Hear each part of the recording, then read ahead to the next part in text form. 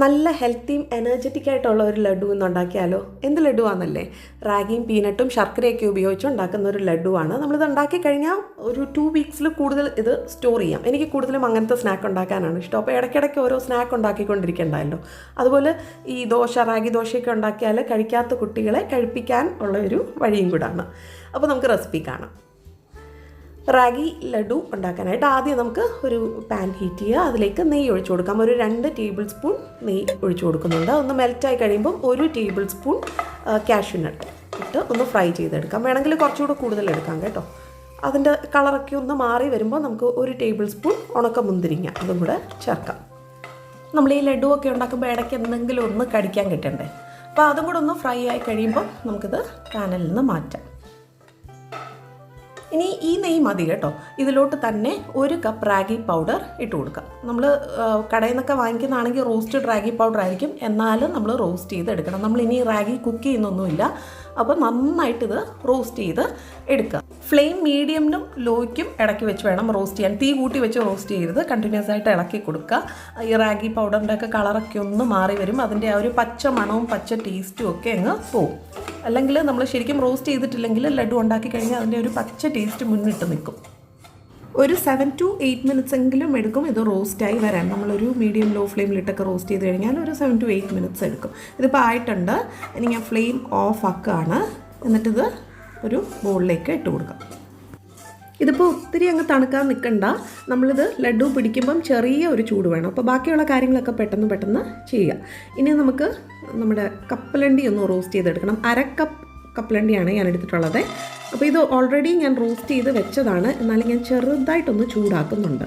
അപ്പോൾ ചെറിയ ഒരു ചൂടിൽ നമ്മൾ ഇത്, ഒരുപാട് ചൂടിലല്ല, ചെറിയ ഒരു ചൂടിൽ നമ്മളിത് അരച്ച് കഴിഞ്ഞാൽ കപ്പലണ്ടിയിൽ നിന്ന് എണ്ണയൊക്കെ പുറത്ത് വന്ന് നമുക്ക് നന്നായിട്ട് അരഞ്ഞ് കിട്ടും. ഇതിൻ്റെ കൂട്ടത്തിൽ തന്നെ ഞാനൊരു 4 ഏലക്കായുടെ സീഡ്സ് ഇട്ട് കൊടുക്കുന്നുണ്ട്. പിന്നെ ഏതൊരു മധുരം ചെയ്യുമ്പോഴും ഒരു നുള്ള് ഉപ്പൂടെ ഇട്ട് കൊടുക്കാം. എന്നിട്ട് ഇത് നമുക്കൊന്ന് അരച്ചെടുക്കാം. ഇത് അരച്ചെടുത്തിട്ടുണ്ട് കണ്ടോ.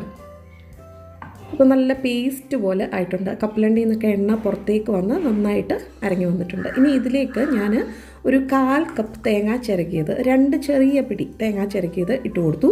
പിന്നെ ഇത് ശർക്കരയാണ്, 1/4 കപ്പ് ശർക്കര. ഇതിപ്പം പൊടിച്ച ശർക്കരയായിട്ട് ഞാൻ വാങ്ങിച്ചതാണ്. ഇൻ കേസ് പൊടിക്കാത്ത ശർക്കരയാണെങ്കിൽ ഒന്ന് ഗ്രേറ്റ് ചെയ്തതിന് ശേഷം ഇട്ട് കൊടുക്കുക. ഇപ്പോൾ 1/4 കപ്പൊക്കെ ചേർക്കുകയാണെങ്കിൽ ഒരു മോഡറേറ്റ് സ്വീറ്റ്നെസ് ആയിരിക്കും. കുറച്ചുകൂടെ മധുരം വേണമെങ്കിൽ 1 കപ്പ് ശർക്കര വരെ ചേർക്കാം. അപ്പോൾ എല്ലാം കൂടെ ഞാനൊന്ന് പൾസ് ചെയ്തെടുത്തിട്ടുണ്ട്. ഒരുപാട് അങ്ങ് അരഞ്ഞു പോകണ്ട, തേങ്ങയൊക്കെ ഒരുപാട് അരഞ്ഞു പോകണ്ട. അപ്പോൾ ജസ്റ്റ് ഒരു 2-3 പ്രാവശ്യം ഒന്ന് പൾസ് ചെയ്ത് എടുത്താൽ മതി. ഇതിലേക്ക് ഇനി നമ്മൾ ഫ്രൈ ചെയ്ത് വെച്ച ഒരു കാഷ്യൂ നട്ടും റീസൺസും ഇട്ട് കൊടുക്കാം. എന്നിട്ട് എല്ലാം കൂടെ നന്നായിട്ട് കമ്പൈൻ ചെയ്ത് എടുക്കാം.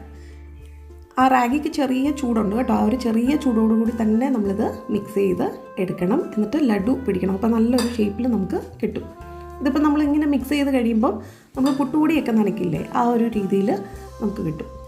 നമ്മളിതിങ്ങനെ മിക്സ് ചെയ്ത് കഴിയുമ്പോഴും ഡ്രൈ ആണെന്ന് തോന്നുവാണെങ്കിൽ ഇതിലേക്ക് കുറച്ചുകൂടെ നെയ്യ് ഒഴിച്ചു കൊടുക്കാം. 1-2 ടേബിൾ സ്പൂൺ നെയ്യ് ചേർക്കാം. നെയ്യുടെയൊക്കെ ടേസ്റ്റ് കൂടുതൽ ഇഷ്ടമാണെങ്കിൽ കുറച്ചുകൂടെ നെയ്യ് ചേർക്കാം കേട്ടോ.